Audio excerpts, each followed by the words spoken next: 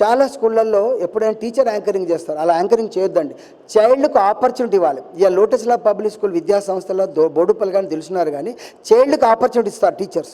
ప్రతి టీచర్ కూడా చైల్డ్నే డెవలప్ చేస్తారు. అప్పుడు దానివల్ల ఏమవుతుందంటే చైల్డ్ అనే వ్యక్తి కాన్ఫిడెంట్ డెవలప్ అవుతుంది. కాన్ఫిడెంట్ ఏమైనా మాట్లాడగలరు. If you have the good vocabulary you will speak. Anchoring grade PP2 child you the anchoring 1 hour anchoring చేస్తారు. గ్రేడ్ 1 చైల్డ్ చేస్తాడు, అసలు కళ్ళు తిరుగుతాయి.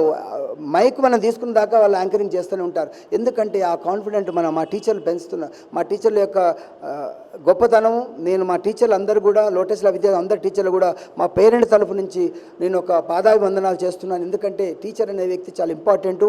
ఈ ప్రపంచంలో అమ్మ నాన్న టీచర్ మాత్రం అప్డేషన్ కావాలి. నేను మన గవర్నమెంట్ ఆఫ్ ఇండియా కూడా అప్పీల్ చేశాను. లోటస్ల విద్యా సంస్థ నుంచి యాజ్ ఏ చైర్మన్ ఆఫ్ లోటస్ల పబ్లిక్ స్కూల్ ట్రస్ట్మాన్ నేషనల్ అడ్వైజర్ గురించి ఉన్నా. నేను ఎందుకు చేస్తున్నా అంటే, ఒక టీచర్ బీఈడీ అయిపోయిన తర్వాత ఆగకూడదు.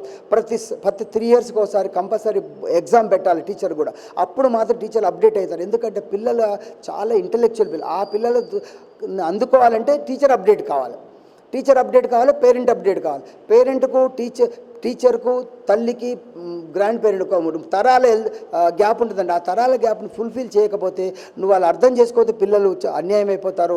పిల్లలకు ఎడ్యుకేషన్ అర్థమైతే హ్యాపీగా ఉంటారు, అర్థం కాకపోతే అన్హ్యాపీగా ఉంటారండి. తెలుగు టీచర్ ఉర్దూ పేపర్ తయారు చేసి ఉండకూడదండి. తెలుగు టీచర్ తెలుగు పేపరే తయారు చేయాలి. This is education. అంతే. దాని ప్రతి ఒక్కటి కూడా మనం భూతద్దాలు చూడొద్దు. పిల్లలు ఎక్స్ట్రాడినరీ ఎక్సెల్ అనుకోవాలి. పిల్లలు ఎక్సెల్ ఎప్పుడైతే అనుకుంటావో వాళ్ళకు సపోర్ట్ ఇస్తే వాళ్ళు దే ఆర్ ఎక్సెల్ అనేది లోటస్ల విద్యా సంస్థలో ఒక అభిప్రాయము. అది 100%. మీ పిల్లలకి ఎక్కడైనా ఇబ్బంది ఉంటే approach me, it will success.